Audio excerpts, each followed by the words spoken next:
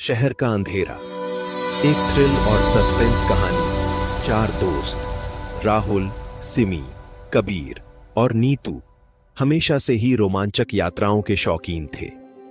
इस बार उन्होंने एक दूर दराज के पुराने शहर कालपुर जाने का निर्णय लिया, जिसके बारे में कहा जाता था कि वहां कई अनसुलझे रहस्य हैं। वे एक सर्द सुबह कालपुर के लिए रवाना हुए।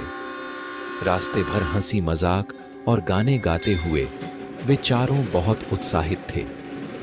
जैसे ही वे कालपुर पहुंचे, उन्हें शहर का वातावरण अजीब और डरावना लगा। चारों ने एक पुराने गेस्ट हाउस में रुकने का निर्णय लिया, जिसका नाम था अधेरा निवास। पहली रात सभी अपने अपने कमरों में सोने चले गए। आधी रात को सिमी ने कुछ अजीब आवाजें सुनी और जांचने के लिए बाहर निकली। वह आवाजों का पीछा करते हुए गेस्ट हाउस के पीछे के बाग में पहुंच गई। सुबह होने पर दोस्तों ने सिमी को गायब पाया। खोजने पर बाग में एक पुराना कुआं मिला और सिमी का शव उसी में पाया गया। सिमी की मौत ने सभी को हिलाकर रख दिया, लेकिन उन्होंने पुलिस को सूचना देने का निर्णय लिया। अगले दिन कबीर और नीतू बाजार घूमने गए, जबकि राहुल गेस्ट हाउस में ही रहा। बाजार में कबीर ने एक अजीब सी दुकान देखी और नीतू के साथ अंदर गया। अचानक दुकान की छत गिर गई और कबीर उसके नीचे दब गया। नीतू चीखते चिल्लाते बाहर निकली, लेकिन कबीर को बचाया नहीं जा सका। नीतू अब बहुत डरी हुई थी और राहुल के साथ रहने का निर्णय लिया। वे दोनों गेस्ट हाउस में एक ही कमरे में रहे। रात में नीतू को नींद नहीं आ रही थी। उसने अचानक राहुल को जोर से झकझोरा, लेकिन राहुल ने कोई प्रतिक्रिया नहीं दी। नीतू ने देखा कि राहुल के बगल में एक छाया थी। अचानक नीतू का गला घुटने लगा और वह जमीन पर गिर गई। राहुल को कुछ भी समझ नहीं आ रहा था। उसने देखा कि नीतू बेहोश है और उसके चारों ओर अजीब निशान हैं।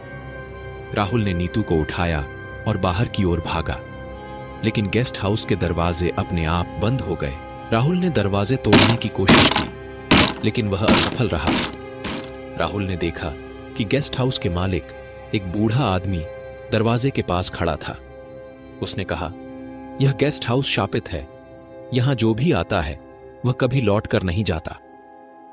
राहुल ने हिम्मत जुटाई और बूढ़े आदमी से पूछा कि वह यह सब क्यों कर रहा है।